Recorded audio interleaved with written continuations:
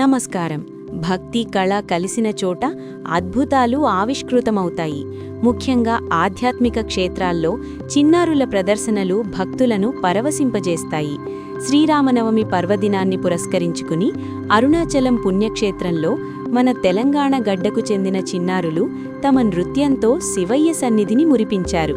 మెట్పల్లి పట్టణానికి చెందిన నటరాజ నృత్య కళానిలయం విద్యార్థులు పాల్గొనడం విశేషం. కళానిలయానికి చెందిన 10 మంది చిన్నారులు తమ నాట్యంతో అరుణాచల క్షేత్రాన్ని పులకింపజేశారు. వారి అభినయం, ముద్రలు మరియు లయబద్ధమైన నృత్యం చూసి అక్కడి భక్తులు మంత్రముగ్ధులయ్యారు.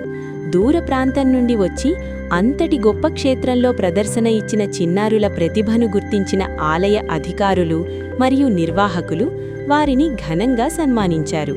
కేవలం ప్రశంసాపత్రాలతోనే కాకుండా ఆ 10 మంది చిన్నారులకు బంగారు పతకాలను బహుకరించి గౌరవించడం మెట్పల్లి పట్టణానికే గర్వకారణం. ఒక కళాకారుడికి దక్కే అతి పెద్ద గౌరవం ఇదే. అరుణాచలంలో ఘన విజయం సాధించి మెట్పల్లికి చేరుకున్న ఈ బుజ్జి కళాకారులను అభినందించడానికి నేతలు కదిలివచ్చారు. ఈరోజు మెట్పల్లిలో జరిగిన ప్రత్యేక కార్యక్రమంలో కోరుట్ల నియోజకవర్గ కాంగ్రెస్ పార్టీ ఇన్ఛార్జ్ జువ్వాడి నర్సింగ్రావు గారు చిన్నారులను స్వయంగా కలిసి అభినందించారు. చిన్న వయస్సులోనే ఇంతటి గొప్ప ప్రతిభను కనబరిచి అరుణాచలం వంటి పుణ్యక్షేత్రంలో ప్రదర్శన ఇవ్వడం సామాన్యమైన విషయం కాదు అని ఆయన ఈ సందర్భంగా కొనియాడారు. చిన్నారుల భవిష్యత్తు మరింత ఉజ్వలంగా ఉండాలని ఆయన ఆకాంక్షించారు.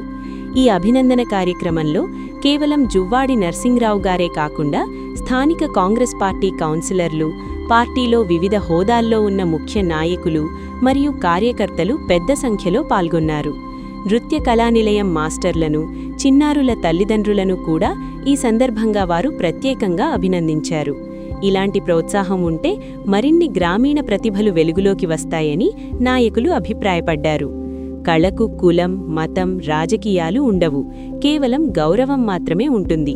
మెట్పల్లి నటరాజ నృత్య కళానిలయం చిన్నారులు సాధించిన ఈ విజయం మనందరికీ స్ఫూర్తిదాయకం. భవిష్యత్తులో వీరు మరిన్ని అంతర్జాతీయ వేదికలపై రాణించాలని కోరుకుందాం. ధన్యవాదాలు.